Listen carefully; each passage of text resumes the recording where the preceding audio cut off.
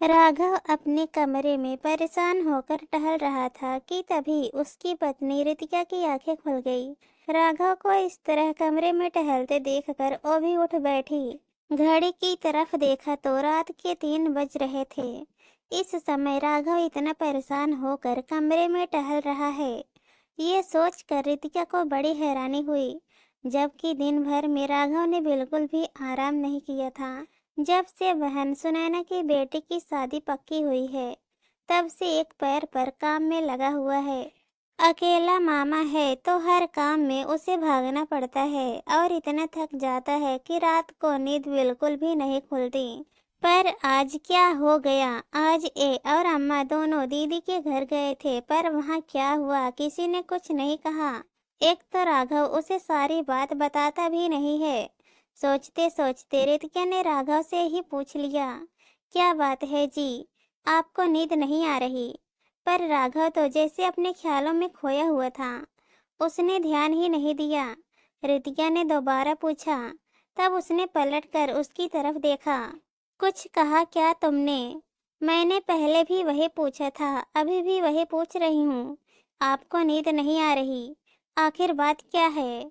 उसकी बात सुनकर राघव हल्का सा मुस्कुरा दिया और बोला, कुछ भी तो नहीं, बस नींद नहीं आ रही। तुम सो जाओ, तुम भी दिन भर की थकी हुई हो। यह सुनकर रितिका उसे एकटक देखती रही। तो राघव बोला, ऐसे क्या देख रही हो मुझे? भाई इंसान ही हूँ, कोई अजूबा नहीं जो इतनी हैरान हो रही हो। जानती हूँ आप इंसान ही हो, थके हुए तो आप भी हो, पर रात के 3 बजे कमरे में टहलने का क्या मतलब है? रितिका ने उसे शक के निगाह से देखा तो वो पलंग पर आकर बैठते हुए बोला, लो बाबा सो जाता हूँ, ये ऐसे क्या देख रही हो? कहता हुआ राघव चादर तान कर लेट गया, पर रितिका अभी भी वैसे के वैसे ही बैठी रही। उसने फिर पूछा, अरे आप मुझे बताओगे नहीं क्या? बात क्या है? रात के 3 बजे आप कमरे में क्यों टहल रहे हो? किसी ने कुछ कहा क्या? कहीं अम्मा जी ने तो? कुछ कहते कहते रितिका रुक गई। उसकी बात तीर की तरह बिल्कुल निशाने पर लगी थी। अम्मा का नाम सुनते ही राघव उठ बैठा। कुछ देर मौन रहने के बाद बोला, क्या करूं रितिका, मुझे तो कुछ समझ ही नहीं आ रहा। इस पगड़ी का बोझ उठाते उठाते थक गया हूँ मैं। पापा के जाने के बाद उनकी ये पगड़ी तो अब जान लेकर ही रहेगी मेरी। हाय राम, ये कैसी बातें कर रहे हो आप? मरे आपके दुश्मन। दिमाग में कुछ भी उटपटांग ख्याल आने से पहले हमारे बारे में सोच लेना। आखिर हुआ क्या है, साफ साफ बताइए। राघव की बात सुनकर रितिका अपने सीने पर हाथ रखते हुए बोली, तुम्हें तो पता ही है, जब से सुनैना दीदी की सीमा की शादी पक्की हुई है, तब से हर रोज वक्त बेवक्त दुकान बढ़ाकर मुझे उनके घर जाना ही पड़ता है। अगर 1-2 दिन न जाऊं तो ओ और जीजा जी अम्मा से मेरी शिकायत कर देते हैं, और अम्मा बस अपना ही राग लेकर रोना शुरू कर देती है। कहती है कि तेरे पापा की पगड़ी तेरे माथे पर बंधी है तो जिम्मेदारी भी तेरी ही है। याद रख, बहन को ससुराल में कुछ सुनना ना पड़े। पर इससे भी मुझे परेशानी नहीं है, मैं रोज चला ही जाता हूँ। पर आज तो कहते कहते राघव रुक गया। तब रितिका ने कहा, आज क्या हुआ? आज दीदी जीजा ने मायरे की लिस्ट दी है, और वो भी मेरे हाथ में नहीं, अम्मा को भी साथ में बुलाकर उनके हाथों में। हाँ तो क्या हो गया? अम्मा को लिस्ट दे दी तो मायरा तो हमें ही देना पड़ेगा, रितिका ने कहा। तो राघव ने उसकी तरफ देखा और फिर बोला, सही कहा तुमने, मायरा तो हमें ही देना पड़ेगा, लेकिन हमारे घर की शांति तो भंग कर दी। क्यों, ऐसा क्या मांग लिया उन लोगों ने? रितिका ने हैरान होते हुए उसकी तरफ देखा। अरे क्या बताओ, लिस्ट बनाने से पहले एक बार भी नहीं सोचा कि हमारे पास इतना पैसा कहाँ है। 61 बेस मांगने के बाद उनके पूरे परिवार के कपड़े मांगे हैं।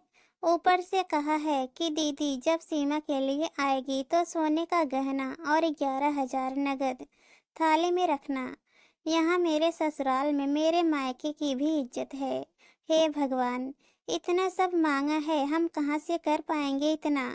आपने कुछ कहा क्यों नहीं? रितिका बीच में ही बोल पड़ी। उसकी बात सुनकर राघव बोला, मैंने भी कहा था कि इतना सब कुछ हम कैसे कर पाएंगे, पर दीदी ने तो अम्मा को इमोशनल ब्लैकमेल करना शुरू कर दिया। वही हमेशा का राग, पापा की इज्जत का सवाल है। क्या अपने पापा की इज्जत के लिए इतना सा नहीं दे पाएगा? अगर इतना सा भी नहीं कर सकता था तो पापा की पगड़ी पहनी ही क्यों थी? यह सुनकर राघव चुप हो गया, पर रितिका से रहा नहीं गया। उसने पूछा, दीदी को तो छोड़ो, वो तो शुरू से ही लालची स्वभाव की रही हैं। आप तो ये बताओ कि अम्मा जी ने क्या कहा? अम्मा जी का नाम सुनते ही राघव की आंखों में आंसू आ गए। उसकी आंखों में आंसू देखकर रितिका ने उसके आंसू पोंछे और फिर पानी का गिलास लेकर पहले राघव को पानी पिलाया। पानी पीकर गिलास रखते ही राघव बोला, इसी बात का तो दुख है कि अम्मा हमेशा अपनी बेटी का ही पक्ष लेती हैं।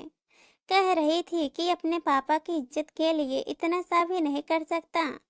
आखिर तूने पापा की पगड़ी पहनी है, उनकी जिम्मेदारियों को तूने अपने कंधे पर लिया है, तो अब ये तेरी जिम्मेदारी है कि तेरी बहन का मान सम्मान उसके ससुराल में रह जाए।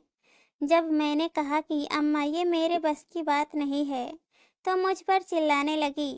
क्या पूरा का पूरा मकान अकेले ही हड़प जाना चाहता है? मेरी बेटी को कुछ भी नहीं देगा? कहते कहते राघव फिर से रो दिया। अब तुम ही बताओ रितिका, मैं क्या करूं? थक गया हूं मैं इन सब से। मेरा भी परिवार है, बच्चे हैं, कमाई का जरिया सिर्फ वो एक दुकान है जिससे घर खर्च, बच्चों की पढ़ाई चलती है। वो भी कई बार दीदी और जीजा जी के सामने पेश होने के कारण बंद रहती है। उनकी जी हुजूरी ना करूँ तो अम्मा खाना दुश्वार कर देती हैं। अकेले भाई हैं, अपनी बहन पर ध्यान नहीं देता। पापा की पगड़ी क्या लेने के लिए पहनी थी? दीदी जीजा जी को हर तीज त्योहार पर अम्मा एक से बढ़कर एक सामान देती हैं। पर क्या अम्मा को नहीं दिखता कि उनका बेटा हर त्योहार के दिन पुराने कपड़े ही पहनता है? मेरी चप्पल तक कई बार घिसी हुई होती हैं। आखिरी बार अपने परिवार के साथ में कहाँ घूमने गया था, मुझे तो ये भी याद नहीं है। मेरे लिए तो कोई नहीं सोचता। बेटा हूँ तो क्या जिम्मेदारियों के बोझ तले दबकर जान दे दूं? कभी बेटों के बारे में तो कोई नहीं सोचता। थक गया हूँ मैं सबसे। लेकिन इस बार से रितिका ने राघव को रोने से नहीं रोका। आखिर जब रो लेने के बाद मन हल्का हुआ तो राघव शांतिपूर्वक सो गया, पर रितिका की आंखों से नींद कोसों दूर थी। आखिर अपने पति को अपने सामने रोता देखकर भला किस पत्नी को अच्छा लगेगा? राघव किस दौर से गुजर रहा था ये देखकर रितिका को भी आत्मग्लानि होने लगी। वो पत्नी होकर भी यह बात नहीं समझ पाई। अपनी तरफ से राघव पूरी कोशिश कर रहा था, मेहनत भी खूब करता था। हालांकि इतना कमा लेता था कि परिवार की जरूरतों को पूरा कर पाए, पर ये आए दिन के ऊपर के खर्चे उसे तोड़ कर रख देते थे। आखिर मध्यम वर्ग की भी तो एक सीमा होती है। अम्मा तो बस जिद करके बैठ जाती थी कि मेरी बेटी के ससुराल यह जाएगा तो जाएगा ही। जब एक बार उसने नौकरी के लिए कहा तो राघव खुश हो गया था, पर अम्मा ने बहुत हंगामा किया था। आखिर 2 दिन तक घर में हंगामा होता देखकर राघव ने रितिका को ही नौकरी करने से मना कर दिया। पर आज राघव की हालत उससे देखी नहीं जा रही थी। आखिर राघव के पीछे ही तो वो इस घर में है। अगर राघव को ही कुछ हो गया तो, अगर वो उसका ही साथ नहीं दे पाई तो भला किसका साथ देगी? उसने ठान लिया कि अब वो अम्मा से बात करके ही रहेगी। दूसरे दिन रितिका उठी और अपने घर के काम फटाफट निपटाने लगी। आज तो उसने नाश्ते के साथ ही दोपहर का खाना भी तैयार कर दिया। अभी सब नाश्ता कर ही रहे थे कि इतने में रितिका तैयार होकर आ गई। उसे देखकर अम्मा जी बोली, बहू तुमने बताया नहीं, कहीं जा रही हो? रितिका ने अम्मा जी की तरफ देखकर कहा, हाँ अम्मा जी, मैं पास वाली सावित्री भाभी के घर जा रही हूँ। उन्होंने उस दिन भी कहा था कि उन्हें एक्सपोर्ट के सामान को पैक करने के लिए महिलाओं की जरूरत है। मैंने सुबह ही उनसे बात की तो उन्होंने मुझे आने के लिए हाँ कर दी है। बस वही जा रही हूँ। दोपहर का खाना तैयार कर दिया है, आप अपने आप लेकर खा लेना। बच्चे जब स्कूल से आएंगे तो अपने आप लेकर खा लेंगे। मैं शाम को 5:30 बजे तक वापस आ जाऊंगी। उसकी बात सुनते ही राघव का हाथ जहाँ था वहीं रुक गया। वहीं अम्मा गुस्से से उसकी तरफ देखने लगी। किससे पूछ के तूने ये निर्णय लिया? इसमें पूछना क्या है अम्मा जी? अभी घर की जरूरत है, नौकरी तो करनी ही पड़ेगी, रितिका ने सपाट शब्दों में कहा।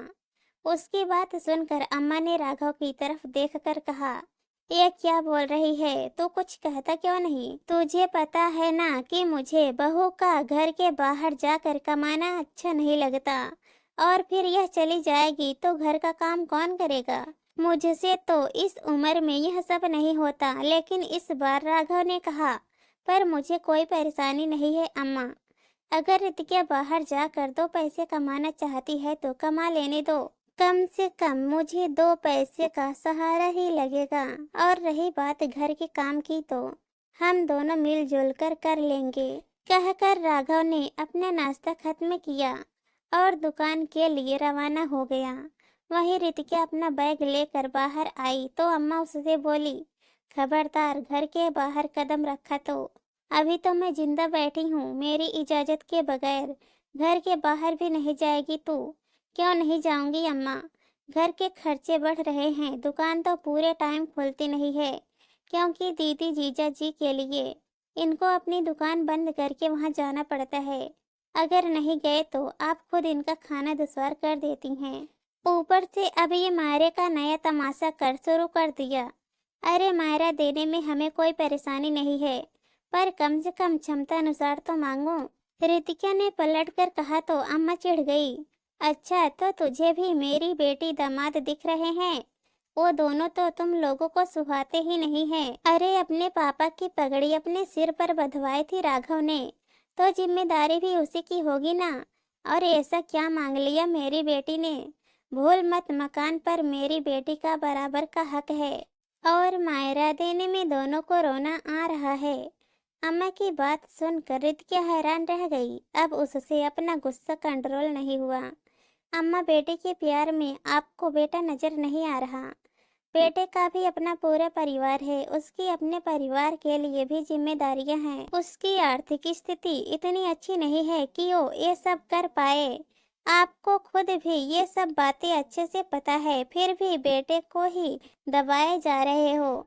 अगर आपको ये लगता है कि हम ये मकान ले लेंगे तो आप अपने ही हाथों से इसे अपनी बेटी के नाम कर दो, पर भगवान के लिए हमें खुश रहने दो।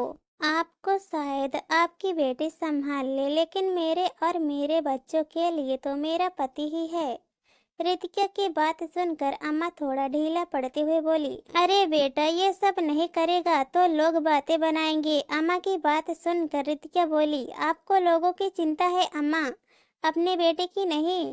कल रात आपका बेटा रो दिया, उसकी हालत क्या होगी इसका अंदाजा आप लगाइए।